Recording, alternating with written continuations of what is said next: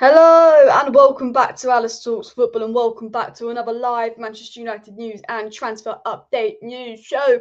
Another day, another non-signing, boring old Man United day. Well, it's never boring, to be fair, in the Man United transfer world because there's report after report after report every single day, and a lot of it is just bullshit journalists regurgitating words. Today it came out. Now I've got to read this out because this did make me laugh. From Sport. Said Erik ten Hag is seducing Frenkie de Jong with his new project at Manchester United. Ten Hag is convinced of being able to convince de Jong. I mean, come on, Ten Hag is seducing de Jong with his new project at Man United. Well, I hope he can make him come, but seriously, this is de Jong world is crazy. And the thing that annoys me about it is just every fucking journalist just give us no update if it's nothing's changed. It'll be like Ten Hag wants Frenkie de Jong, and then another journalist will say Ten Hag's 100% convinced on Frenkie de Jong. Man United plan to sign Frenkie de Jong. We fucking know, journalists. They like say the same story and they change a word. United are advancing on de Jong. United are accelerating a deal for de Jong. It means the same thing. And there's a lot of crap journalists being like, the deal is done. The amount of shit ITK Twitter accounts going, the deal is done. It is not done. We are working on it. But as Nick said here, I wouldn't listen to any reports of no bids for de Jong. It's all guesswork, and United are keeping it quiet.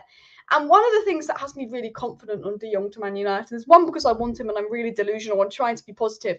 I am trying so hard to be positive. I'm trying to believe that we're working on 3 or 4 deals at once.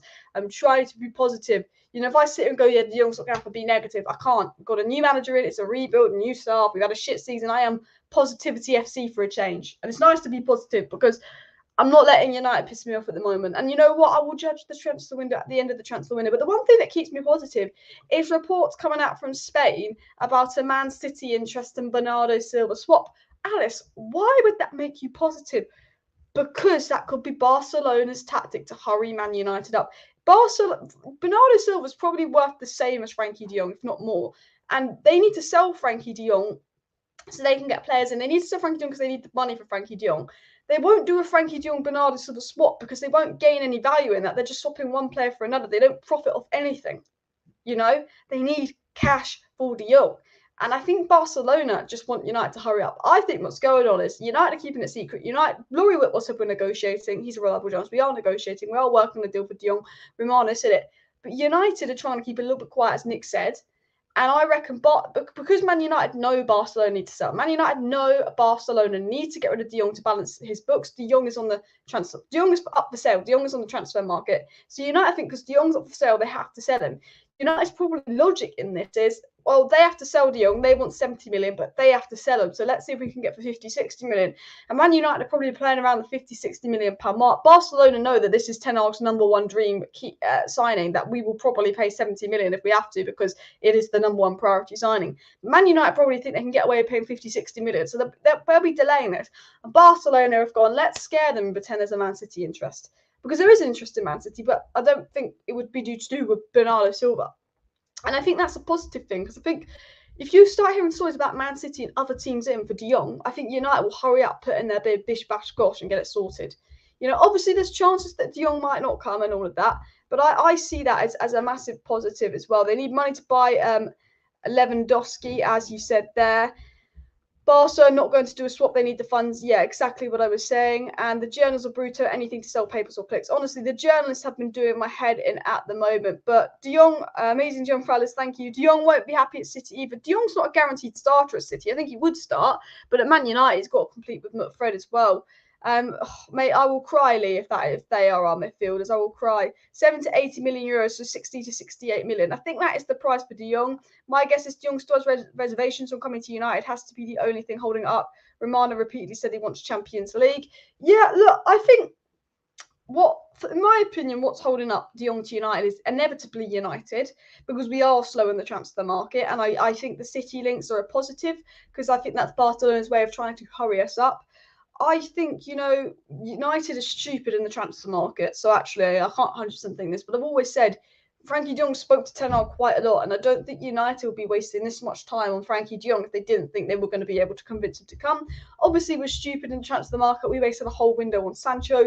we didn't buy a CDM last window, we could be stupid enough to waste all our time on Frenkie de Jong. And Romano did say Frenkie de Jong wants Champions League football. But I just think we can convince him to come. We're the only team willing to pay the money, and he now wants to leave Barcelona because he's told he's not wanted. He's told he's got to go. He is on the market. And it's an interesting one, De Jong to United, because is this to do with De Jong not wanting the move? Is that why it's slow, or is it with United? And if I was going to put money on the reason it's going slow, is because United is slow. Big up, Lee, guys. Please do hit that like button. Please do subscribe down below if you're new, and please do share the video. Is the screen gone a bit blurry, or is that just me? Let me eye up the camera, because for some reason, if I get really close to the camera, it unblurs. So it works. People think, what the hell, as well. Man, you need Champions League to play big teams. Yeah, we do need Champions League, big watch-alongs, but we are in the Europa League. I do like the Europa League, though. We need a decision this week. This is a month of discussions, and Frenkie de Jong's not pivot to Fabian Ruiz and be done with it. If not Frenkie de Jong, pivot to Frenkie Ruiz. Yeah, Fabian Ruiz is my de Jong alternative. So with Frenkie de Jong, we're all fed up about hearing about Frenkie de Jong, and I don't blame you guys. I'm fed up with de Jong this, de Jong that. We need a decision from de Jong within the next week. The only thing that's come out this week that's new is that Frenkie de Jong has now been told by Barcelona he's got to leave. Barcelona have told Frenkie de Jong he is for sale, he is on the market, he's not wanted. We know a week ago, Frenkie de Jong was talking about how much he loves Barcelona and doesn't want to leave. It's his boyhood club. It's the club he's always dreamed of playing for. But now, since that interview, Frenkie de Jong's been told he's not wanted by Barcelona, told he's up for sale, been put on the market and told they want to get rid of him. He's not in Xavi's plans and he's not been good enough. So a week after his first interview with the Netherlands, Frenkie de Jong's second interview with the Netherlands was him talking about how the Netherlands play style suits him more than Barcelona's play style.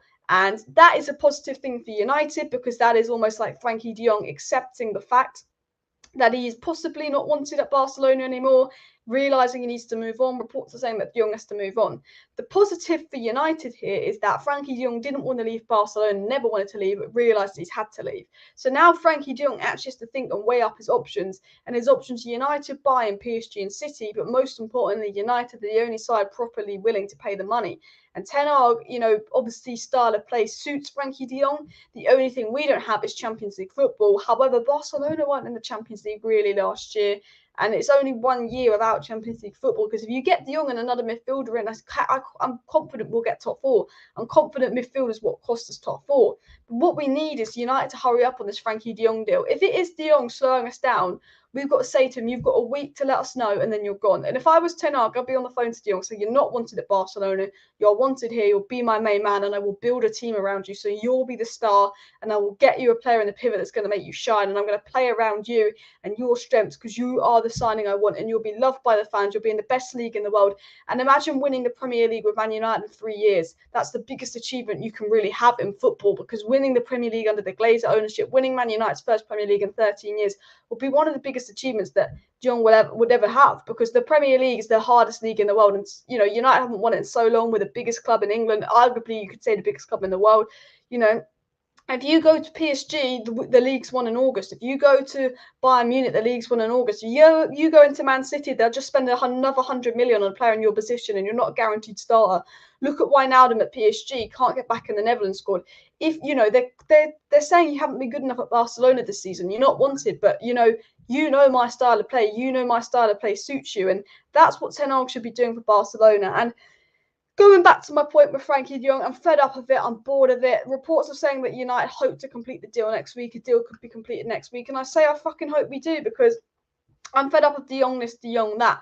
The Nunes news has gone quiet. The Timber news has gone quiet, because we're obviously focusing on Frenkie de Jong. But a tier 1 source, an eSport 3, and this is a tier 1 source, say that Barcelona are now planning Frenkie de Jong's departure this summer for 70 to 80 million euros.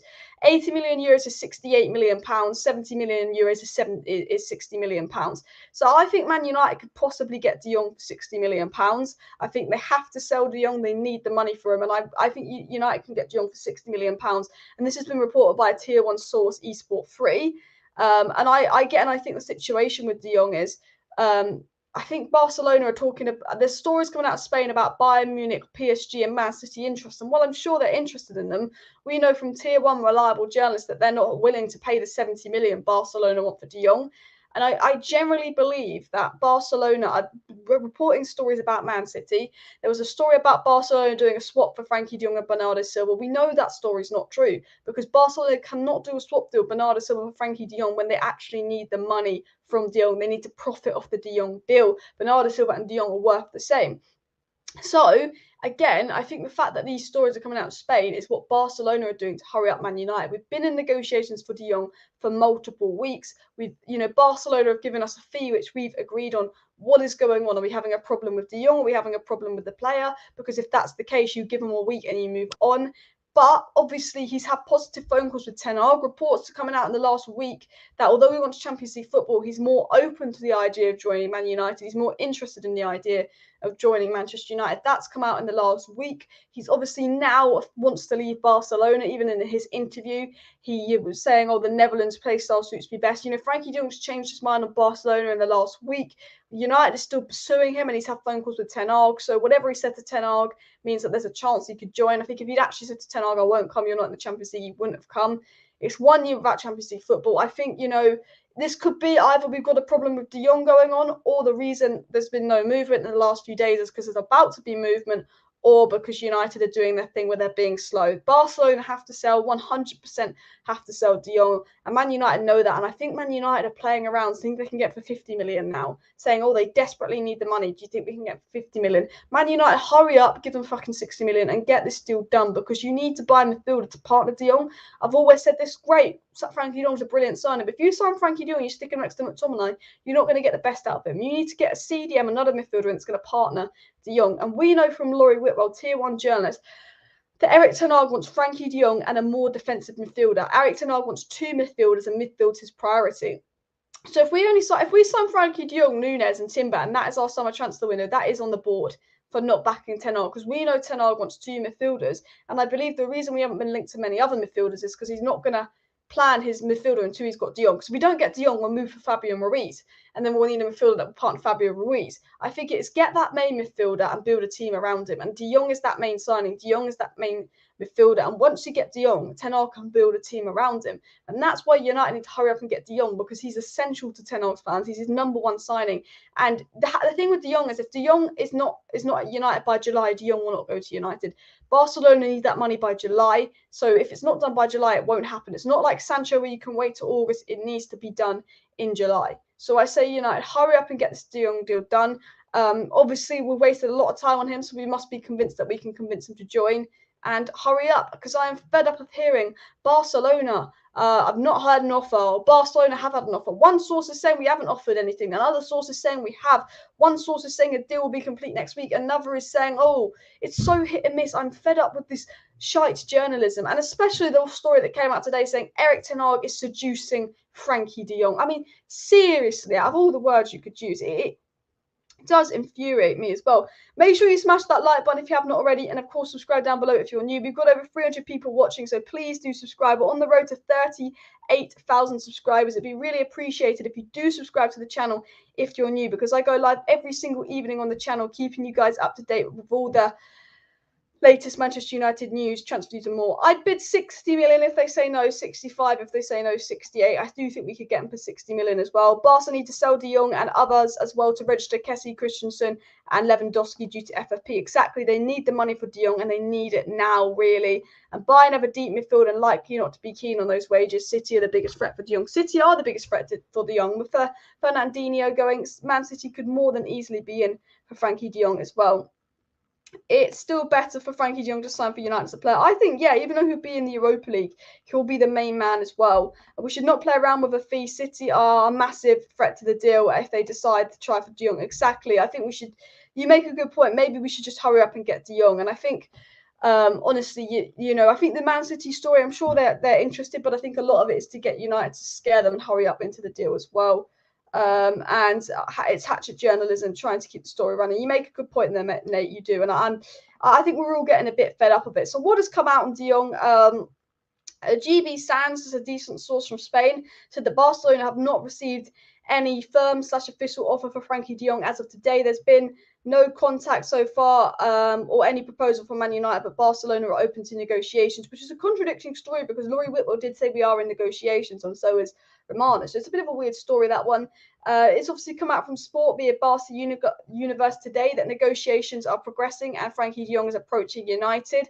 So Sport said today that negotiations are progressing. As I said, all the reports seem to contradict themselves. MUFC MPB did an exclusive with Sport and said that United directors now get the impression that de Jong is more open to joining the club. He is listening, and Erik ten Hag has serious hope of convincing him. So a story that's come out today via MUFC MPB is that Frenkie de Jong seems more open to joining Man United. He's listening to the deal, and Erik ten Hag thinks he's going to convince him to join. I understand this report and why it's come out. The fact that Frenkie de Jong basically said that the Netherlands play style suits him more than Barcelona was something. It was a bit of a hint. It was a very different tone to the interview he had last week, the interview he had this week. Interview last week, he was talking about how he loved Barcelona. And then all of a sudden, the news came out that he'd been put on the Barcelona market. And the interview after that, he was talking about how he prefers the Netherlands and their play style. So I think United have every single reason to believe that de Jong is now more open to joining United when he's now got to leave Barcelona and now accepted he has. They also said that Jong has been approached by City, PSG and Bayern Munich, but only Man United so far are willing to pay the figure. But Man City have the money, so do PSG. If they want him, they will go for him. I don't think he'll go PSG because of how many midfielders they've got. And PSG could have got Pogba on a free. They don't seem desperate for a midfield, and they haven't sorted out their manager yet. So I think PSG are a little bit behind in the transfer race because can you buy him without a manager? It's also come out that Man United hope to convince Frenkie de Jong to join next week. So MUFC MPB said via Sport that Man United believe they can convince Frenkie de Jong to join next week and that a deal can be completed next week. He is on international duty. He will be. I think the Netherlands play Wales. I think Frenkie de Jong will actually be in the UK this week. So let me just type in Netherlands FC.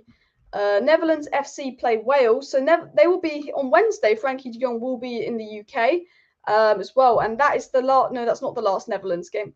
Fucking hell, there's 4 games for the Netherlands in this international break. Honestly, these poor players just want a holiday. I tell you what, Jadon Sancho's probably glad he's not on international duty, but international duty ends in a week tomorrow for the Netherlands. So I guess the reports that the Frenkie de Jong deal will be done next week is probably true. Maybe he wants to focus on international duty and all of that, and then maybe next Tuesday you get an update in de Jong to United. Honestly, does anyone care about this international break? Thank you very much for the super chat. God of Thunder, no question or comment, just supporting what you do. Really means a lot. I do really appreciate the super chat. Thank you very much. Love the content. Thank you very much as well. I will get into the live chat in just a second, but I just want to get through a few more bits and pieces, but really appreciate the super chat there. It came out through Managing Barca on Twitter that Manchester United will be willing to make an irrefutable offer to FC Barcelona for de Jong. So another journalist repeating the fact that United will pay the money for de Jong. It's a bit, again, it's annoying with journalists and everything. Oh, United will pay the money for de Jong. These teams are interested in him. So basically, before I'm going to save you time. De Jong, okay, this is the situation. Let's start from the beginning with Frenkie de Jong to United because I'm fed up of talking about him every day. And unless there's a big update tomorrow, unless there's a relevant update, like a Romano update, a David Ornstein update, a good Gerard Romano update, or just a really interesting bit of news on de Jong, we won't be talking about it much tomorrow. I do want to get to the Timber news. But with de Jong, okay, the de Jong saga happened in May.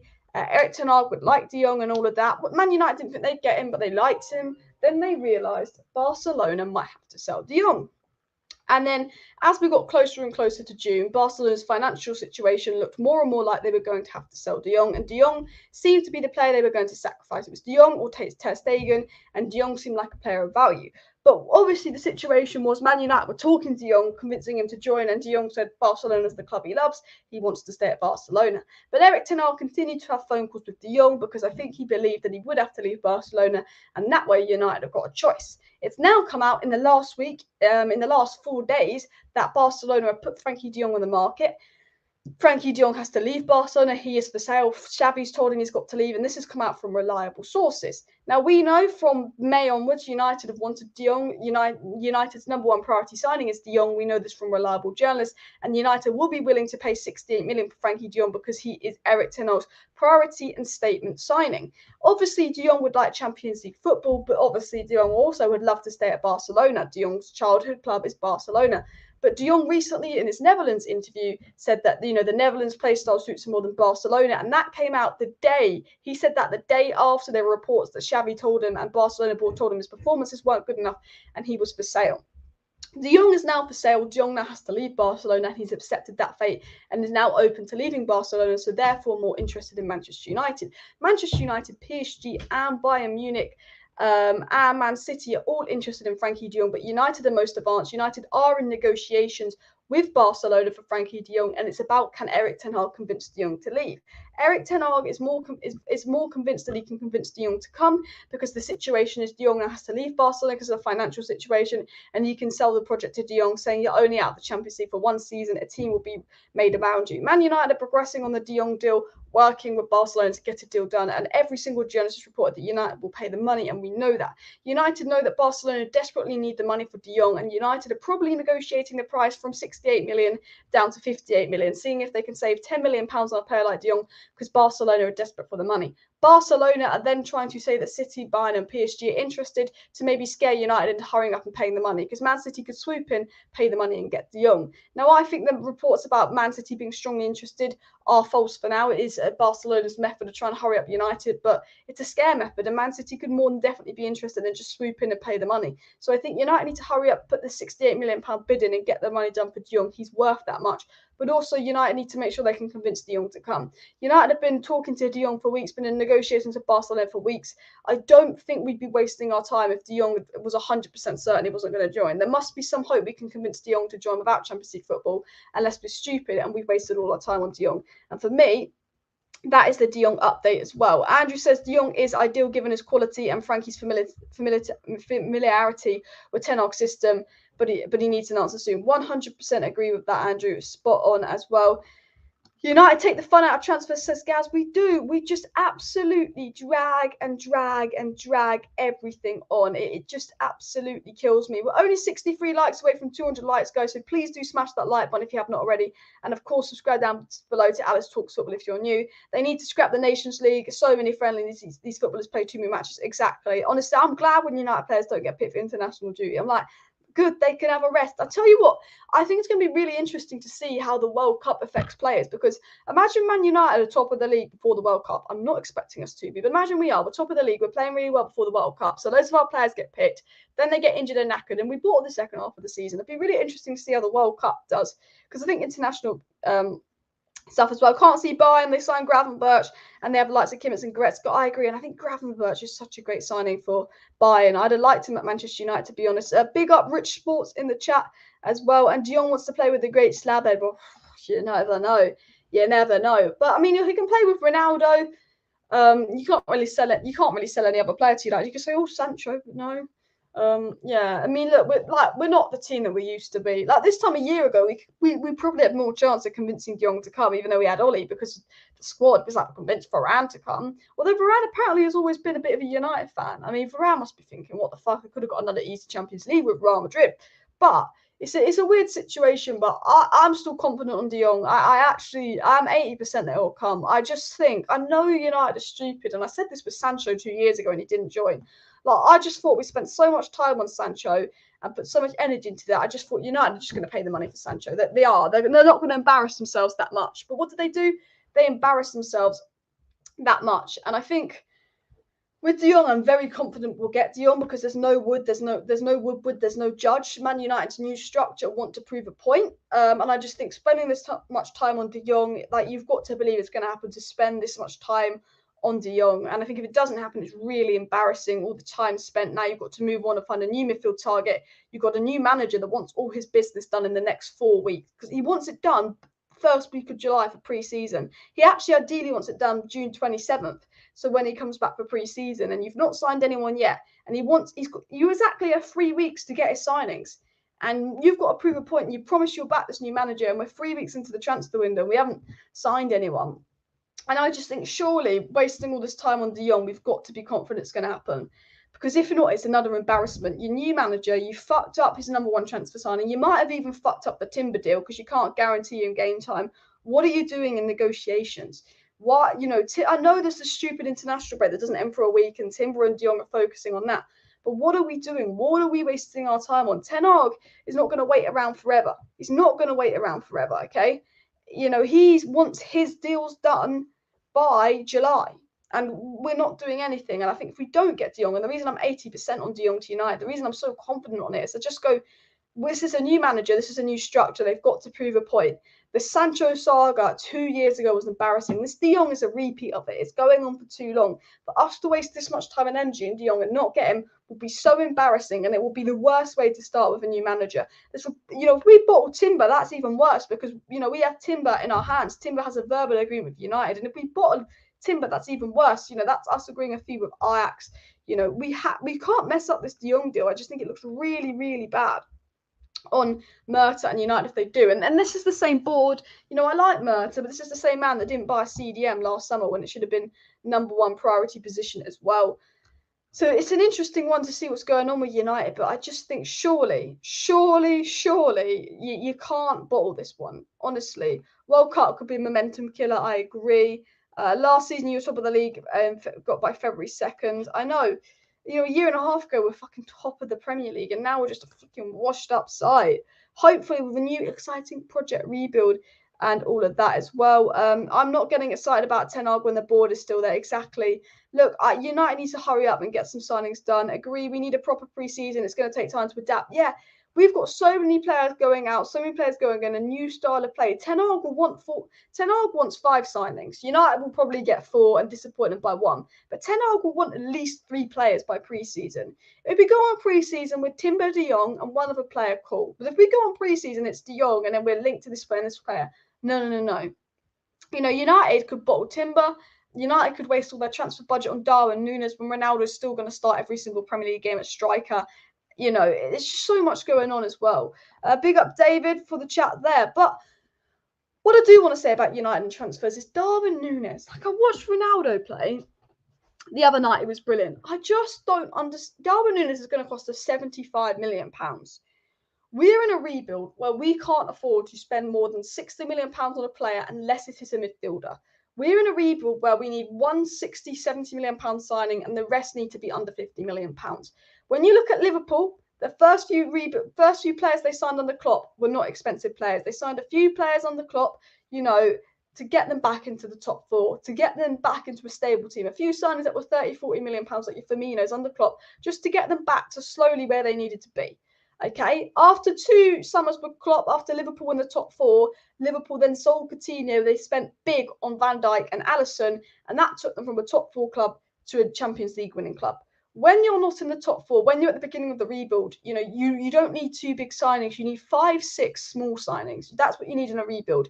You get 5-6 small signings. Then the following summer, you get maybe 4 medium signings. And the summer after, you go, well, we should be 2 big signings off a league title or challenging. And that's what United should be doing.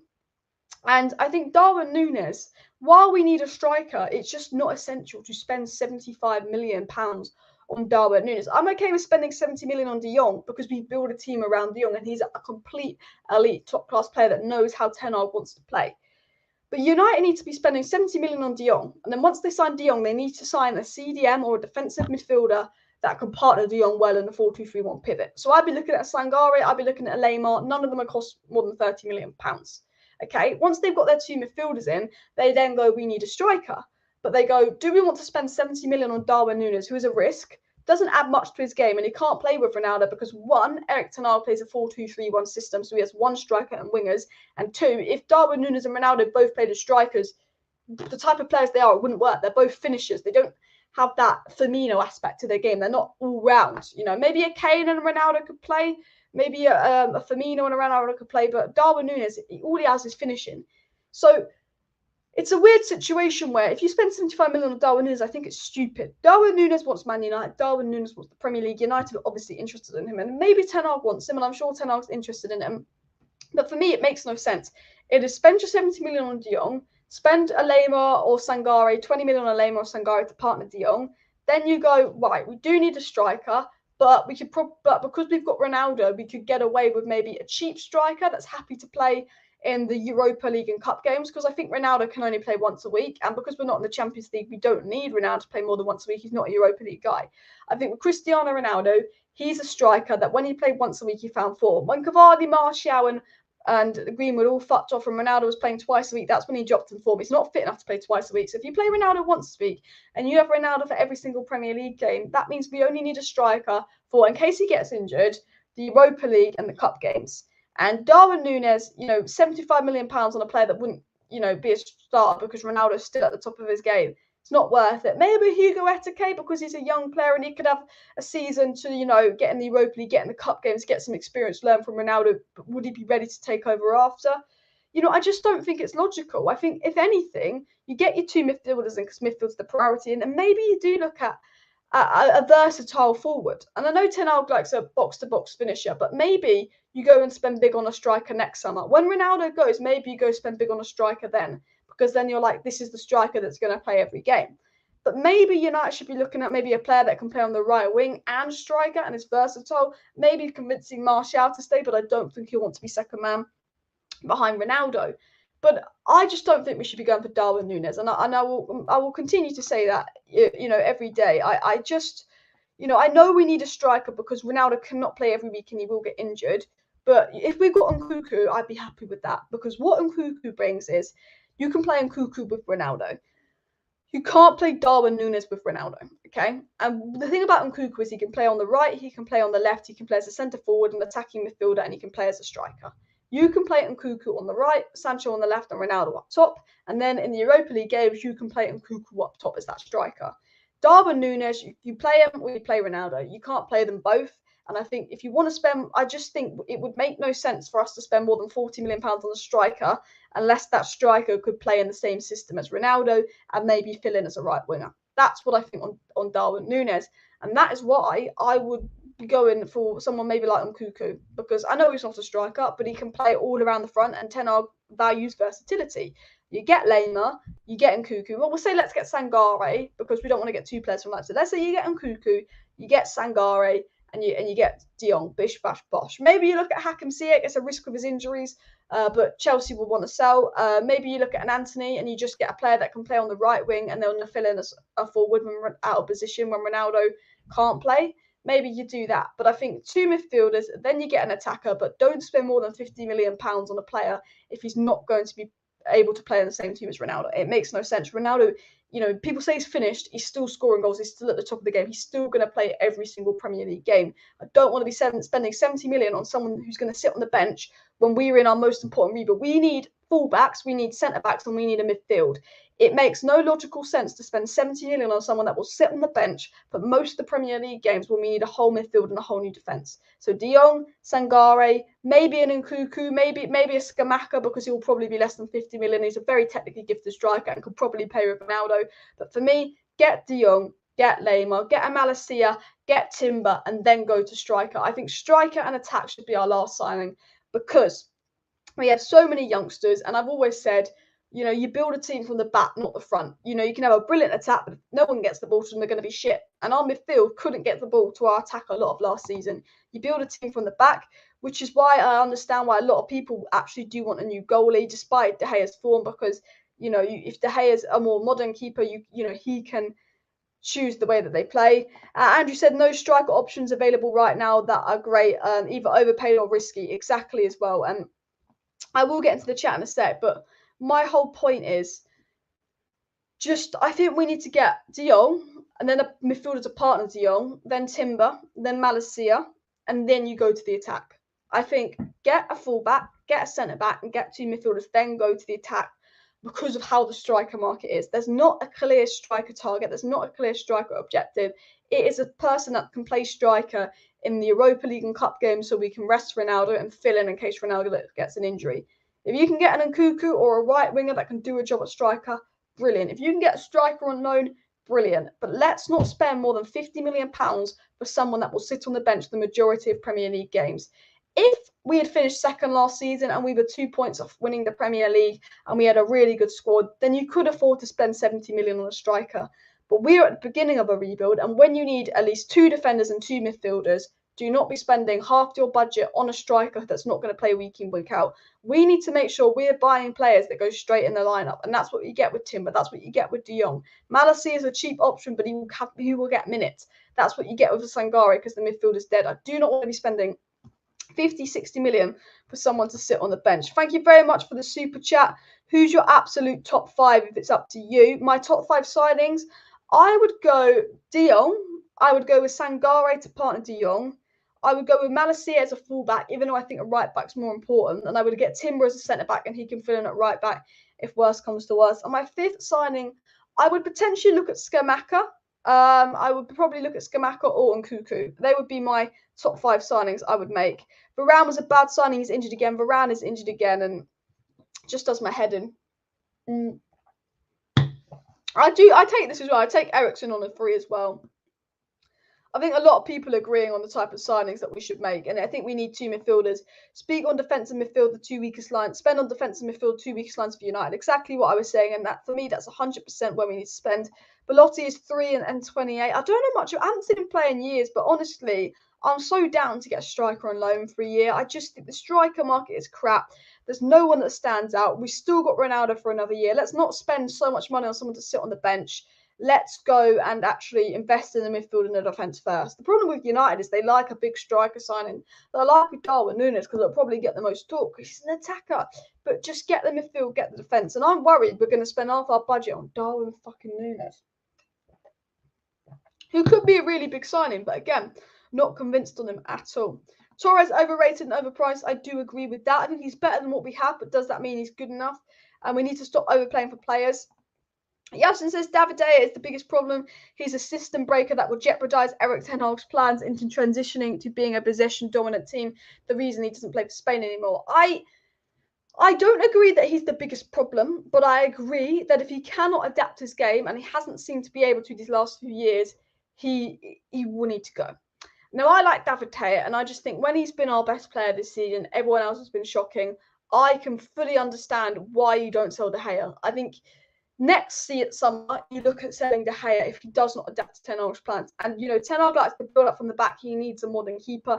He's going to play a high line. And United struggle with a high line. And one of the reasons is because De Gea is not good off his line. Another is Maguire doesn't suit it, but another one is De Gea is not good off his line.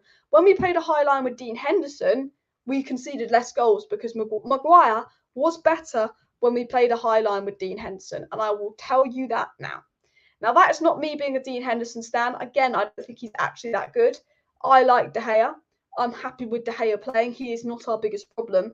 But this time next year, we have to look at goalie. For me, unless he can change his game, because he will be very important on how Ten Hag plays. And Ten Hag's play starts from the back to the front. For me, full-back, centre-back, 2 midfielders and an attacker this summer.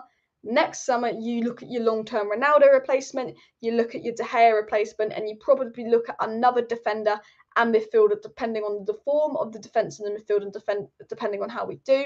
And then the following summer would be about, hopefully, we'd be 1 or 2 signings away from challenging, and that's where you spend big on 1-2 players and take us to that next level. That's what I think Manchester United need to do. But I wouldn't say De Gea is the biggest problem, but I understand why people are frustrated with him. I think we need younger players, Ten Hag to develop, younger players for Ten Hag to develop, take out with them. Klopp didn't do what he did at Liverpool in 1 season exactly. I think younger players and develop them 100%. On 218 likes, let's go for 250 likes, guys. So please do smash that like button if you have not already, but only 80 likes away from 300. So keep smashing that like button. And also, guys, I'm going to say, if you're watching right now and you're not subscribed to Alice Talks Football, please do subscribe down below to the channel. I go live every single evening on Alice Talks Football, keeping you guys up to date with all the latest Manchester United news, transfer news, updates and more. So if you want to stay up to date on all the latest regarding Frenkie de Jong to United, Eriksen to United, Timber to United and all of that, make sure you're subscribed. I generally believe once we get one signing, the rest will flow in. I know the transfer window's slow. I know it's frustrating. I know we haven't signed anyone, and Ten Hag wants all his signings done by the 27th, which is 3 weeks, the first day of training. And I feel sorry for the players in the international break because I only actually get 2 weeks off instead of like 6, 7. But super Nations League. But what I am going to say is I think, we will know about De Jong within the next week. I think we will. And if we can't get De Jong, move on. But I think once we get De Jong, and I'm 80% that we get De Jong, I think the rest crawl in. Ten Hag wants to build a team around De Jong. I think, you could see a De Jong. I think, we're stalling on deals. It's taking a while. But generally, I think, I don't know if this is going to happen, but I wouldn't be surprised if, let's say, next week we do get De Jong, and then a week after we get De Jong, we get Timber. And then all of a sudden, we're linked to Lema or Sangare or this midfielder that we haven't been linked with yet, and then we get them. And then we get the Malacia links, we get some more fullback links, we get some obscure names, we get them. And then at the end of the window, and this might be after pre-season because United will not be able to sign 5 players before pre-season because we're not run like Man City or anyone good. And then maybe we get that striker. But I have a feeling that we're very close to it all taking off. I compare United to Harry Kane and goals. Do you remember how Harry Kane couldn't score in August? But then once Harry Kane got his goal, he got 4 or 5, like with the Euros. Once Harry Kane gets his 1 goal, the rest keep on coming. I think that is going to be United with transfers this window because we're not doing 1 deal at a time. We're working on multiple deals. And I think once we get that 1 deal over the line, they keep on coming. And Ten Hag wants all his signings by June 27th, which is exactly 3 weeks today. I don't know if that's going to happen. It looks unlikely. But what I am going to say is please do subscribe if you're new because I think a lot is going to happen in the next 3 weeks. Nothing has happened now, which means lots is to happen next. And I was just going to say, if you're not subscribed to the channel and you want to stay up to date on all the latest on Jong and Cuckoo, Nunes, Timber, please do subscribe to the channel because if there's any major updates, I will be live. I go live every single evening, giving you the latest on transfers, telling you what Romano said, Ornstein said, saying what the reliable journalists have said, saying other news that's come out. But obviously, if there's any breaking news updates, like we sell a player, we sign a player, if Man United put an official bid for De Jong, if Man United agree personal terms for De Jong, I will be live. I will do a video to let you know. So if you do want to stay up to date with all the latest throughout the transfer window, please do subscribe because I just think once we get the momentum going, it will start kicking off. And it's been slow. It's been frustrating, but I feel very confident that something is bound to happen quite soon. And people could call it deluded confidence. Maybe it is, but I just feel like something could happen as well. We need to sort out the midfield and defence and their distribution before we address De Gea. I agree to that as well. I think it's not all on De Gea. As well, I like the look at Malacia, but I think a right back is more of a priority given our current options. I think Luke Shaw is our best fullback. And if Luke Shaw can find form and stay fit, he's not that bad of a fullback. I think the Luke Shaw hate is like the Bruno hate. Luke Shaw and Bruno, they've had poor moments this season, but I don't think they're anywhere near as bad as some of our fans try and make out. I think people have an agenda against them as well. June 16th, the window opens, but you can do business before. So are other clubs, Tottenham, Arsenal, and most clubs are doing business before. And all these clubs that are doing business before Man United don't have a new manager coming in and are not in their biggest rebuild yet and have actually had a good season. Spurs, Arsenal, Liverpool and City have all had a good season and they've still done business before United. This is meant to be our busiest transfer window in years. This is meant to be our big rebuild and we still haven't done any business. And that's concerning. We know who Ten Hag's targets are. And actually, guys, tomorrow's video is ranking Ten Hag's Man United transfer targets. In tomorrow's video, which is out really early tomorrow morning, so do make sure you're subscribed, I'll be ranking every single one of Ten Hag's report transfer targets. And we know who Ten Hag's transfer targets are. He's given Mercer, he's given the board his transfer targets. Now they need to deliver. This is meant to be our biggest rebuild yet. Romano said that. We've got lots of players going out, lots of players coming in. Ten Hag knows what he wants. The board have now got to deliver. They cannot let Ten Hag down in his first season. And more importantly, Ten Hag wants at least 3 of his signings before pre-season so he can be organised for the season. He has come to United as soon as he won the Eredivisie because he knew he needed to start work early because he knew he had lots to do. So Murta, the Man United board, please do not be letting Ten Hag down. He's got a lot of work to do. I will say that 100% now. And my video that's out tomorrow is me doing a tier list ranking of all of Ten Hag's targets. So make sure you subscribe for that because that's out tomorrow morning. And then, of course, I'll be live tomorrow evening with all the latest news as well. United have scouts watching the Austria-Denmark game. Maybe we're looking at Lema or Eriksson, potentially. That will be really interesting to see who's that. Who's playing in the Austria-Denmark game, do you know? It's something to look with Dave in a season or two. But if you look at Quartar, Managan, Oblak, those types recently won honours and more old school keepers. Exactly. But Quartar has adapted this game a little bit. I don't know if you guys saw Courtois versus Goldbridge on Twitter. That was quite funny. But he said something to Goldbridge like, you obviously haven't seen me play since fucking Chelsea. I've changed my game. And Courtois has modernised his game a bit. And I think, you can be an old school keeper and win stuff 100%. I 100% agree with that. I just think De Gea does need to slightly adapt and change his game. And I think, and I think Courtois has done that a little bit. He's still more of a shot stopper, but he has changed his game. And I think De Gea needs to be a little bit less passive as well. I just think we don't need a goalie this summer. Some fans will say we do. We don't need a goalie this summer. De Gea was one of our best players, if not best last season. But De Gea, I think, will slightly have to adapt his game as well. Please do smash that like button. Please do subscribe down below if you're new as well. Any Kante news? No updates on Kante, just studies of interest. And Laurie Whitwell, a reliable journalist, did confirm we have an interest in him. So there could be some developments. But I've always said this with United. I think, but we know De Jong is 100% the priority. We know De Jong is the dream transfer. We know De Jong is the transfer priority. And for me, I believe that it is, once De Jong is done, we then focus on a partner for him. Ten Hag wants 2 midfielders. Laurie Whitwell's confirmed that. Reliable journalists have confirmed Ten Hag wants 2 midfielders. And I think once Ten Hag gets one in, the others roll in. That's what I think could happen. I just think he will get a midfielder depending on who the main midfielder is. I think if he gets Frenkie de Jong, his second midfielder will be dependent on de Jong. If he can't get de Jong and he has to get another box-to-box, I think it's about getting a midfielder that complements the other.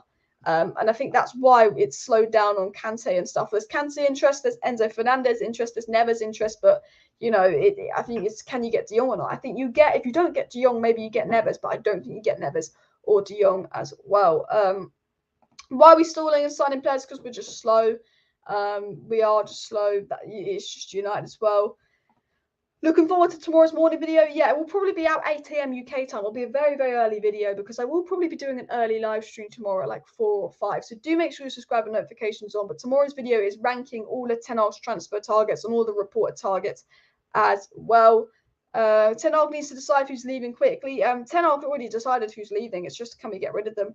If they can sign Sangare, they should sign Sangare. I agree. I also wonder if David De Gea's distribution would improve if our defenders at mids did not hide the ball from the ball so often and better pass themselves. 100% think they will. I agree that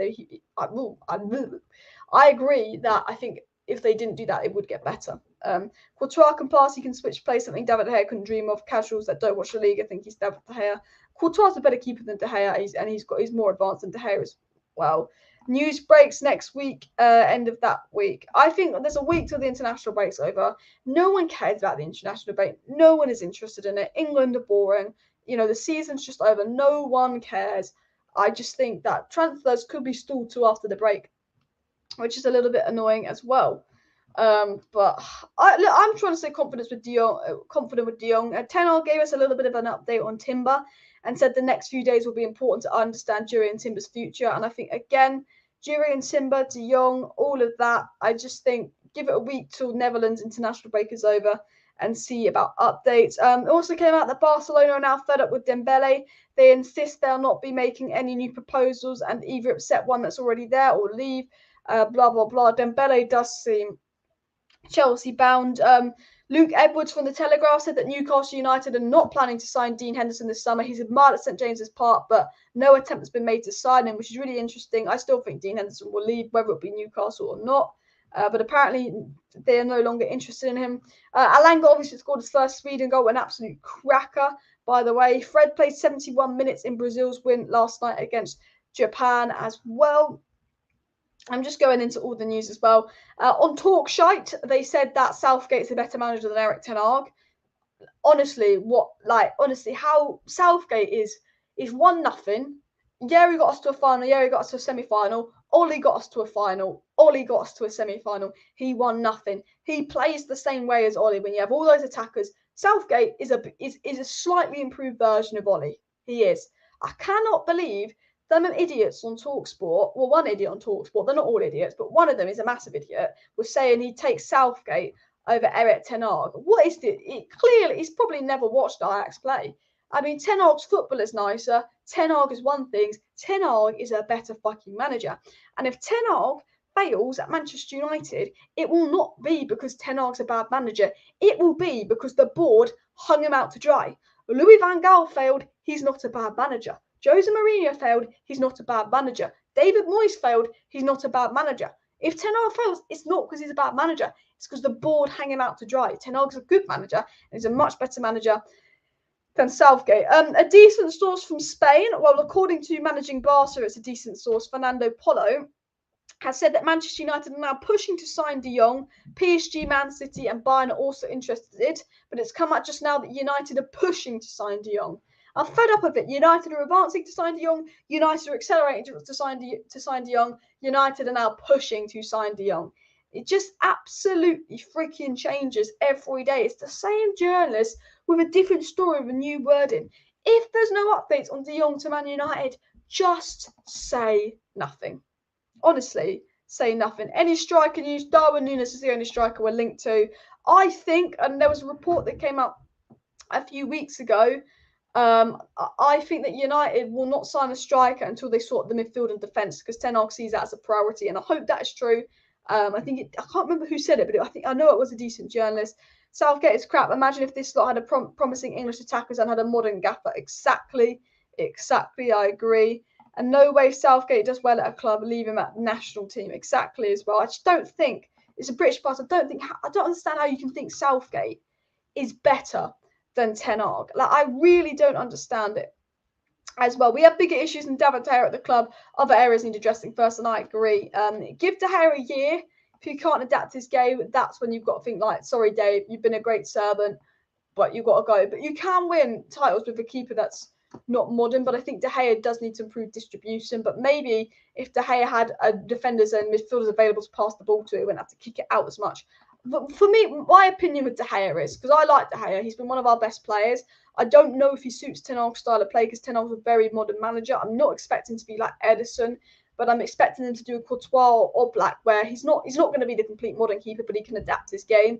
He's a great shot stopper. For me, with De Gea, keep him next season. And then, if he's an evident problem next season, you sell him. But for me, we've got so many big problems. I'm happy to keep De Gea for another year, see what he can do under Ten Hag, see if he can change his style. And if Ten Hag's not happy with him, then you get rid. I don't care what we do with De Gea, as long as what we do with De Gea is what Ten Hag wants. If Ten Hag wants him gone, fine. I'm not going to rage. If Ten Hag wants him to stay, fine. Honestly, my opinion on De Gea is just do what Ten Hag wants to do with him, because he is the manager. He knows what he wants from his keeper more than anyone else, and he knows more than me as well. Big up everybody in the chat. Evening to Paul and everyone joining. Smash the like button. Smash the like button if you are fed up of them hearing the same regurgitated Manchester United De Jong news from journalists every day. I think I'm getting bored of it.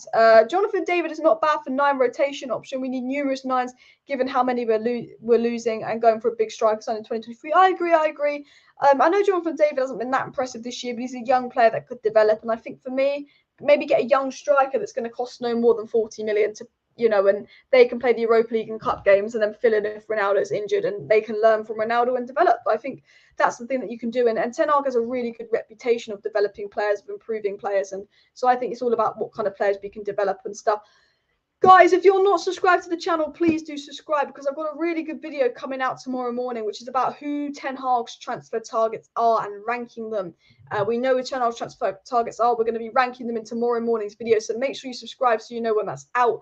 And of course, there will be a transfer news live stream update on Ten Hag and more tonight. So if you're not subscribed to the channel and you're watching right now, please do click that subscribe button. Keeper distribution's basic of football. He will improve. I agree as well. And Ten Hag will need a psychologist when the club is finished with him.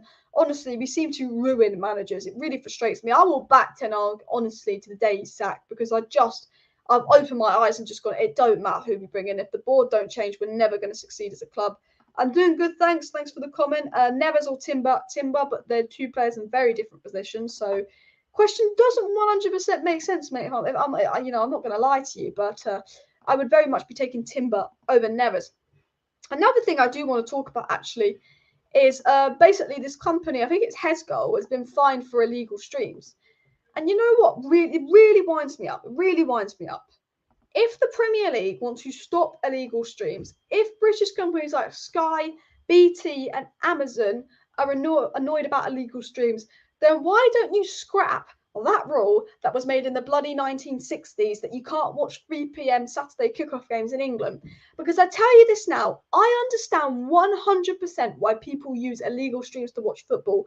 Because when you pay to watch BT, Sky and Amazon Prime, and you can still only watch a few of your club's games. If you're a top 6 side, you can see about 70% of your games. If you're not a top 6 side, you probably don't even see about 50% of your games on TV. But if you pay for Amazon, if you pay for Amazon, Sky or BT, okay, to watch football, and you can't even see half your team's games, and they pick and choose what games we can watch, and you pay all that money for 3 providers, free, it's a very expensive, and you can't even watch all your team's games. When in America, you can watch every single Premier League game. When in Europe, you can watch every single Premier League game. When in India, when in Australia, when in Indonesia, when in China, you can basically watch every single Premier League game. I don't know about China anymore, though. I just heard something about that.